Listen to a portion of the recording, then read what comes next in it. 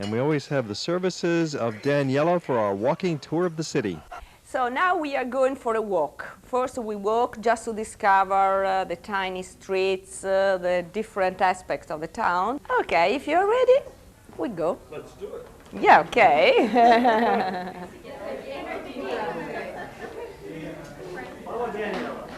Okay, this way, thank you very much. Something about the origins of the town. You have to know that in this area, after the end of the Roman Empire, lived only fishermen. But in the 7th century, a lot of people who lived on the mainland took refuge in these islands because the barbarians invaded the mainland, the northern part of Italy. The Venetian Republic lasted almost 11 centuries. It was a very long period, of course, for a republic. Later on, they arrived as far as the oriental countries of Mediterranean Sea. They arrived as far as Yugoslavia, Greece, Constantinople. Constantinople was the capital of the Eastern Roman Empire. And from over there, they brought a lot of precious goods. They brought spices, carpets, brocades, silks, gold, silver. All these products were brought to Venice, sold in the area of Rialto, that's nowadays to the commercial center of the town, and later on all these products were brought to the different parts of Europe. They were the means through which the Venetians succeeded in becoming very rich. We had the climax of the Venetian Republic in the 16th century. It was the period when the Republic was the most powerful. Later on, starting from the 17th century, we had a slow decline of the Republic because of the discovery of America and the fact that trade change from eastern to western part caused the slow decline of the Republic. But the Republic finished in the year 1797 when Napoleon conquered the town. From here you can have a wonderful view of the Grand Canal. You reach Venice by train. So first you stop at the railway station and you could see first of all the Grand Canal. First of all, something about the structure of the town. You have to know that Venice is constituted by 118 islands. All these islands are separated by canals and are linked by 411 bridges. And I suggest later on to go all around the town, to get lost, not too much, but to let go just a little. You can discover wonderful places. Can you see over there just Rialto Bridge? Oh, yeah. Is this affordable for the average citizen? You have to know that Venice is very expensive for the most part, and these are houses overlooking the Grand Canal, so they are very, very expensive. And the most of us, me too for instance, I was born just on that side, on the other side of the Grand Canal, next to Rialto Bridge, but I don't live here, I live on the mainland. And it's always Venice. Venice includes this area, that's the historical part of the town, the islands, and the mainlands. In this area we are 73,000 people. Last year we are 75,000 people because houses must be restored continuously. So you have not only to buy, but you have also to restore a house. With the mainland, the islands, Venice has a population of 200,000 people. I told you that for the most part the Venetians were merchants and they became very rich because they brought a lot of products from the Orient. And among our merchants, the most important was Marco Polo. Mark is a common name in Venice. Marco Polo lived in the second half of the 13th century, and with his uncle and his father, he went as far as China. A journey to China is an enterprise today too, for us at least, because it's far away from Italy. Imagine in the 13th century he had to reach Constantinople, and later on by ship, of course, and later on foot and on horseback he arrived as far as China. In China, Marco Polo became ambassador of the Kublai Khan, of the Emperor of China, and he remained over there 25 years. When he came back to Venice later on, he fought against Genoa. Genoa was another republic, so they were continually in contrast with Venice. And he became a prisoner. And while he was in prison, he wrote in French the Merveille, the book in which he spoke about the wonderful things he had saw in China. And the book was translated into Italian with the name of Il Milione, the million. And that's the reason why you can read over there. We are in the court of the million. That is to say, it means the million of things, wonderful things, he had saw in China.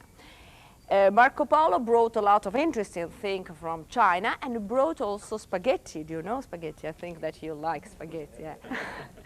Okay, in this area you can see different styles. You can see the buildings, for instance.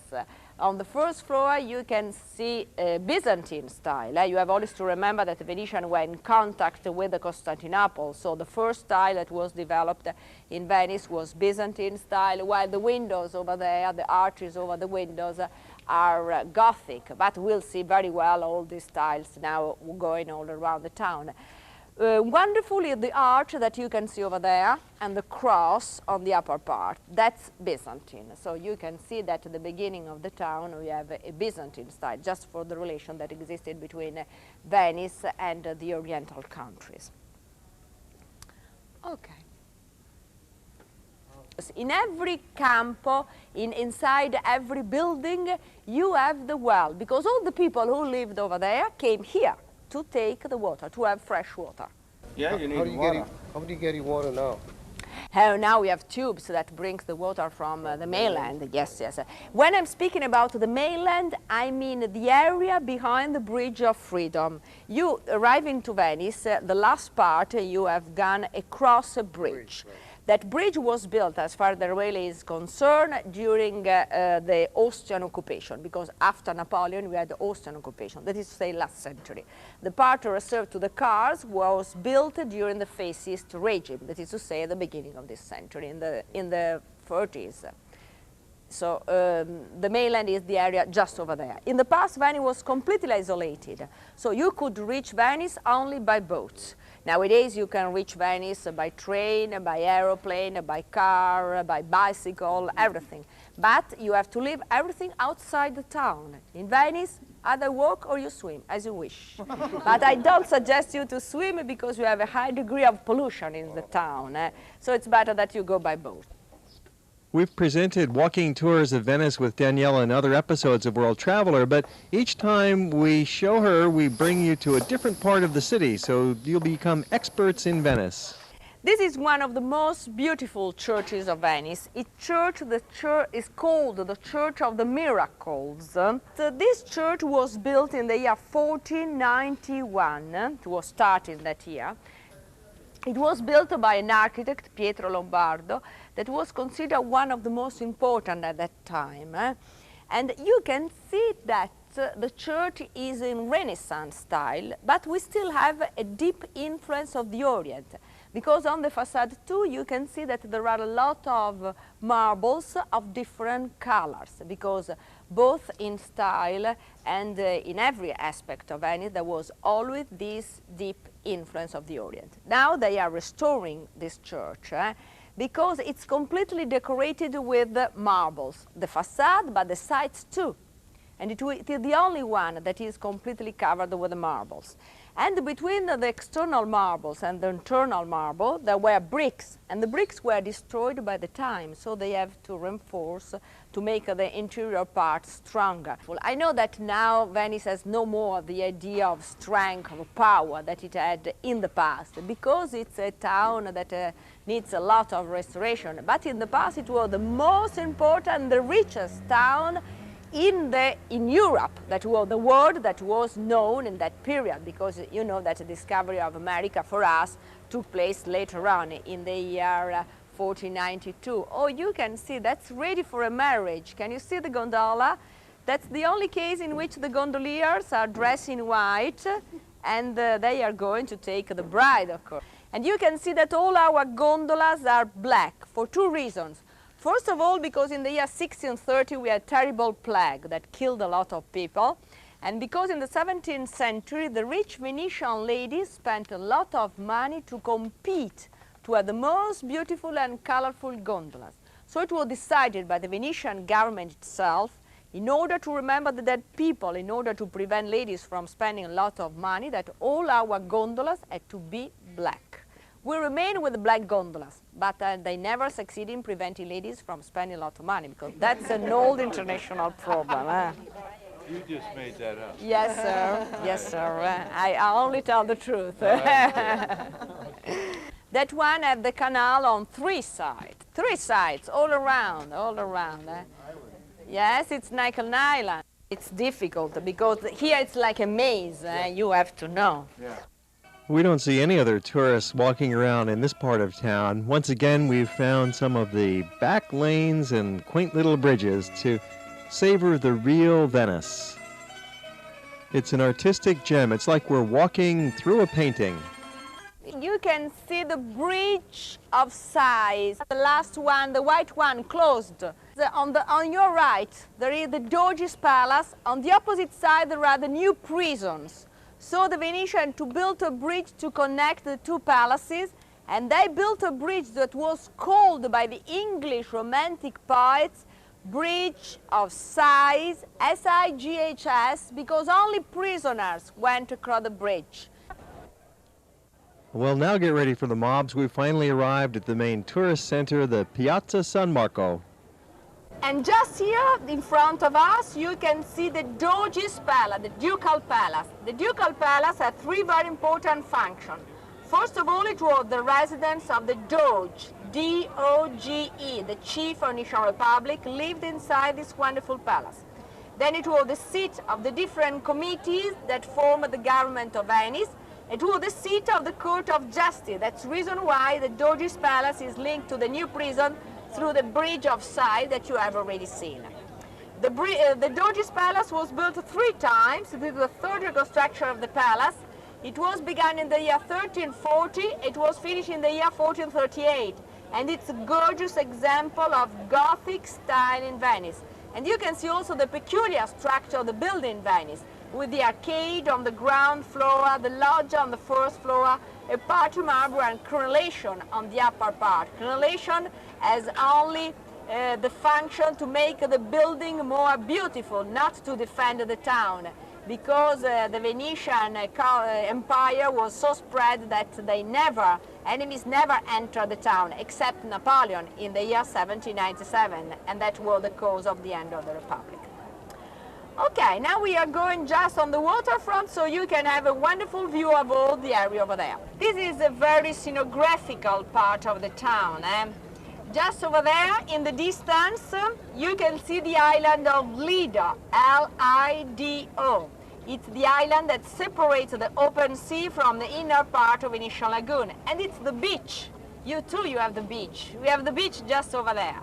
Because one side overlooks the lagoon, but the opposite side overlooks the Adriatic Sea. So you can see the water that enters in the lagoon. It's salt water coming from the Adriatic Sea. So to go to the beach, it takes to us only 10 minutes to go over there, and then we walk to reach the opposite side of the island. Just in front of us, you can see the beautiful island of St. George. And in the island of St. George, there is the gorgeous, the beautiful church of St. George, just in front of us, that was built by the architect Andrea Palladio. It's a Renaissance style. I told you that you can go on top of the belfry of St. Mark, but you can go on top of the belfry of St. George too. And over there you are just in the middle of the lagoon, so you have another view of the town. But while the bell tower of St. Mark is open from 9 o'clock to 6 o'clock, over there it's closed from 12 o'clock to 4 o'clock. It's open from 9 to 12, more or less, from 2 to 5, because it belongs to the friars. And at noon the friars have to eat. They are not interested if you are over there. They have to eat, not at all. You'll find many good photo ops in Europe, but in all of Europe there is one place, and one place only, that gives you the best picture imaginable, and this is it. The gondolas, the view, the island, the church, it's perfect. This is the Campo of St. John and St. Paul, and it's called the Campo of the Miracle because we have wonderful buildings. Over there you have the monument of Colleoni. Colleoni was a chief of the Venetian army, and he gave a lot of money to the Venetian Republic to have a monument in St. Mark's Square. He wanted just a monument, but the Venetians decided that they didn't want to have monuments in St. Mark's Square, so they gathered the money and they built the monument in front of the school of St. Mark. That's more or less the same thing, not the real thing. In the past, the monument, as everything in Venice, was covered with a gold leaf. I'm speaking about gold leaf, I mean real gold, 24 carats, not 18 carats. The town was all decorated like this in the past. The buildings were covered with the marbles, with the frescoes, all with the gold leaf, so you can imagine that it was very rich. Observe the facade of the church, of the scuola. The scuola, as I told you before, it was the place where the people belonging for the most part to the middle class could gather. They gather according to a saint to whom they were particularly devoted. They gather according to the people who made the same job or the people who came from the same country. That is to say, we have the merchant coming from Yugoslavia that had a scuola, that had the meeting place. With the money that they gathered from the members of the scuola, they built wonderful buildings. And this one that is completely decorated with some decoration of Pietro Lombardo and his school. And you can see the idea of trompe-l'œil. That is to say, you think that there is an arcade, in the contrary, you have only the idea of trompe-l'œil. Trompe-l'œil, the painting that was born in the 16th century, the type of architecture of sculpture that was born in the 16th century and later on developed very well in the 18th century. And you can see only the presence of colored marbles. Now we enter the church. Inside the church is very, very beautiful, so you can have the idea of a Gothic church. This is the church of St. John and St. Paul. It's one of the biggest churches that we have in Venice. We have this church and the church of the Friar that are very similar. This one is situated on this side of Venice, the other one is situated on the opposite side of the Grand Canal. This church was built in the 15th century, rebuilt in the 15th century, because first there was a smaller one, so it was rebuilt in the 15th century, and it belonged to the Dominican friars. The Dominican friars needed a very big church because they were preachers, so they had to have a great space to preach. You can see the typical Gothic style. The dimensions of the church are really remarkable. The church is 100 meters long and 54 meters on the transept, so it's remarkable for Venice. You can see the wooden beams over there that serve to give balance to the building, because we have always a movement in our buildings, and we have also some chromatic effects. Observe the column that support the walls are white, the walls are red, and on the ceiling you can find the same colors, red and white. So this is a very important chromatic effect.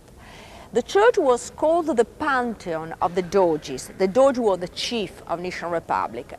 The Doge was presented to the people inside the church of St. Mark, but the funerals took place inside the church because the death of the Doge was not the end of the Venetian Republic. And the Doge was elected for life. He was an elected chief.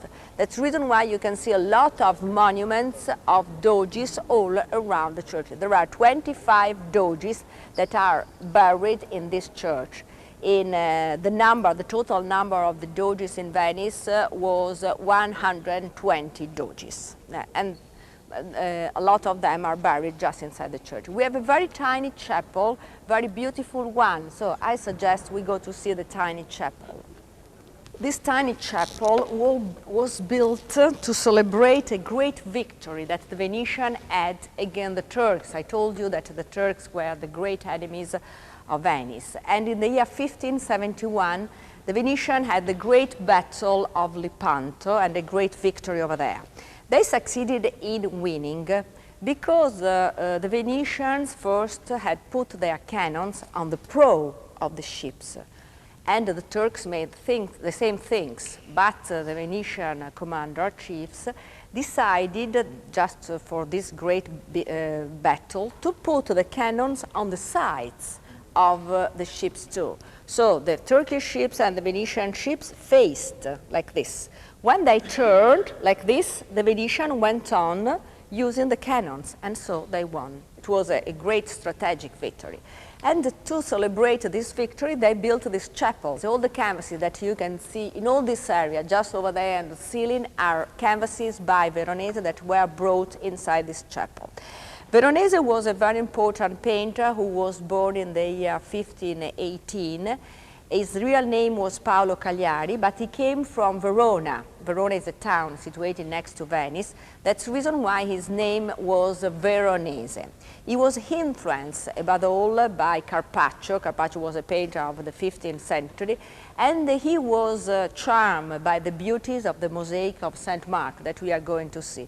That's the reason why he produced some canvases where the colors were very bright. For example, as the example that you can see just behind us, you can see the Virgin, the Holy Child, and the shepherds that are worshipping the Holy Child.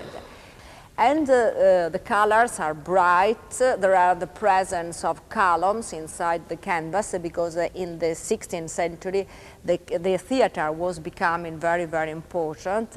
And the most important color is the green. The different shades of green that were produced by Veronese can be considered real masterpieces. On the right of the canvas, you can see the portrait of the painter himself.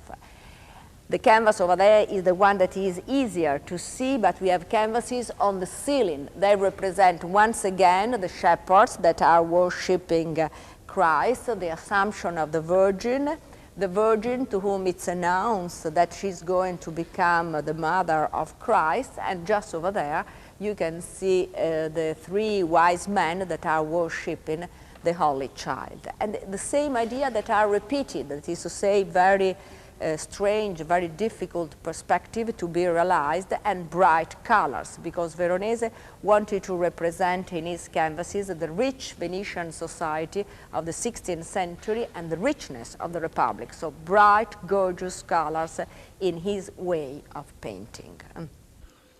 The primary reason that we enjoy visiting churches on our European tour is our endless pursuit of artistic beauty, enjoying these paintings and sculptures and the architecture rather than the religious experience itself. After all, during the Gothic and early Renaissance times, there were no art museums, so churches functioned in this very important way as well. Usually the name of the campo is the same name of the church. Here we have the Church of Santa Maria Formosa, and you can read Campo Santa Maria Formosa, the same name as the church itself. In the campo you can always see the well. I told you it was the system to have fresh water. You can see houses with different styles, Byzantine style, Gothic style, and Renaissance. So you can see a mixture of style in Venice because they built always in the same parts of the town. And in this area, for instance, they made bulls fight in the past because the Venetian liked a lot to have parties. The greatest period for party was the 18th century, when we had a carnival that lasted 6 months. 6 months of enjoyment. That's the reason why we still have a great tradition of carnival. But nowadays only 10 days. For the rest of the year we have to work, of course. I hope the tour has been interesting. I hope to see you as soon as possible in Venice, because Venice is a very peculiar town, so it's worthwhile coming back. You have seen the town in the sunshine, but perhaps in the snow with things like this, it will be pleasant, okay? Thank you very much for your attention, and have a gorgeous evening in Venice, okay? Now you have the expert that will explain everything about the blowing of the glass.